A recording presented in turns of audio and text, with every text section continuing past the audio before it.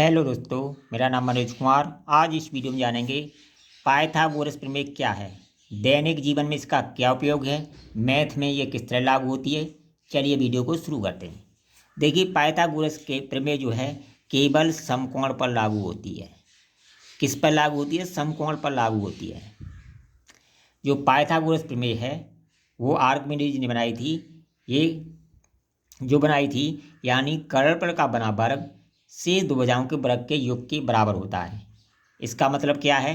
देखिए, ये वाली भुजा है हमारा लंब, इस भुजा को लेकर एक वर्ग बनाएंगे और आधार को लेकर एक वर्ग बनाएंगे। तो जो कर्ण का वर्ग बनेगा इस भुजा को लेकर वो इन दोनों के योग के बराबर होगा। ये होती है पाइथागोरस प्रमेय। जैसे मैं आपको दिखाता हूँ, पहले लिख के। जैसे एक 3 सेंटीमीटर का हमने वर्ग बनाया, ये 3 सेंटीमीटर का एक वर्ग है, ये 4 सेंटीमीटर का एक वर्ग है।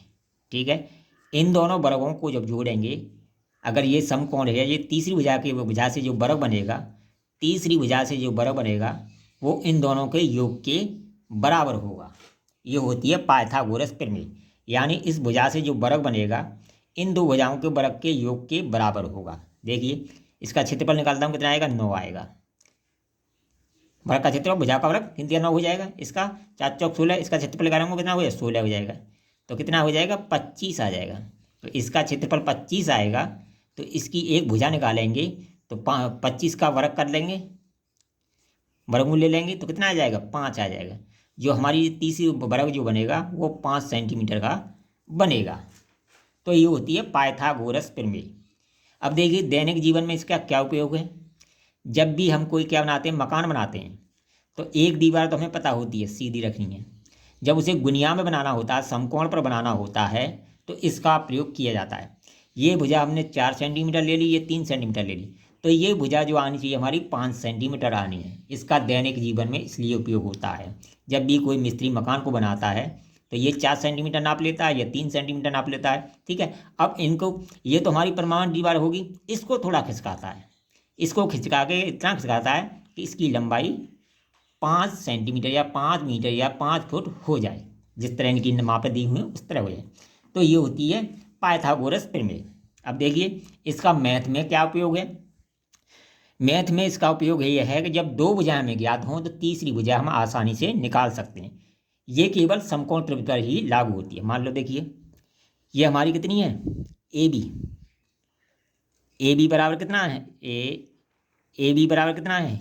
4। और बी सी कितनी है? बी सी बराबर कितना है? 3। हमें ए सी ज्ञात करना है। ठीक है, तो कैसे ज्ञात करेंगे? ए बी का स्क्वायर प्लस बी सी का स्क्वायर बराबर ए सी का स्क्वायर। ये फॉर्मूला बन के तैयार हो जाता है। ए सी स्क्वायर बराबर होता है A B square plus B C square. यानी जो कर्ण है वही नाम लिखना है आपको, जो कर्ण का नाम है। ए सी है तो ए सी लिखना है, यहाँ बी सी होता, ए बी होता तो ए बी लिखना है। तो देखिए, 4 का वर्ग प्लस 3 का वर्ग बराबर ए सी स्क्वायर। तो 16 प्लस 3 3 9, 9 बराबर ए सी स्क्वायर। ठीक है, ए सी स्क्वायर हो गया। अब देखिए, 25 हो गया, 25 बराबर ए सी स्क्वायर। अब ए सी का मान निकालेंगे हम, ए सी का मान निकालेंगे तो 25 वर्गमूल के अंदर पहुंच जाएगा। ये आप जानते हो, बराबर 5 आ जाएगा। तो हमारा जो कर्व जो होगा वो 5 सेंटीमीटर का होगा। तो इस तरह इसका उपयोग मैथ में होता है। यानी जो पाइथागोरस प्रमेय का जो प्रयोग होता है वो समकोण त्रिभुज पर होता है और तीसरी भुजा निकालने के लिए होता है। जब हमें कोई हमें दो भुजा दी हो, मान लो ये दो भुजा दी हुई है हमें, तो तीसरी भुजा हमें आसानी से निकाल सकते हैं। मान लो ये है हमारी 12 और ये दे रखी है 13, हमें तीसरी भुजा निकालनी है। तो इसके वर्ग में से हम इसका वर्ग घटा दें, कर्ण के वर्ग से लंब का वर्ग घटा दें तो हमारी तीसरी भुजा निकल जाएगी। या ये वाली दी होती तो इसमें से ये घटा दें, या ये दोनों दी होती तो इन दोनों को जोड़कर ये निकाल लेते। तो इस तरह हम तीसरी भुजा ज्ञात करते हैं। अब मान लो तीसरी भुजा कैसे निकालनी है। अब देखिए, यहाँ निकाल के दिखाता हूँ मैं आपको। मान लो ये 12 सेंटीमीटर, 13 सेंटीमीटर, ये 12 सेंटीमीटर है। तो देखिए, ए सी स्क्वायर बराबर क्या है हमारा? ए सी स्क्वायर बराबर है A B square plus B C square. A C हमारी कितनी रखी है? 13 का स्क्वायर। 13 का स्क्वायर बराबर ए बी कितना है?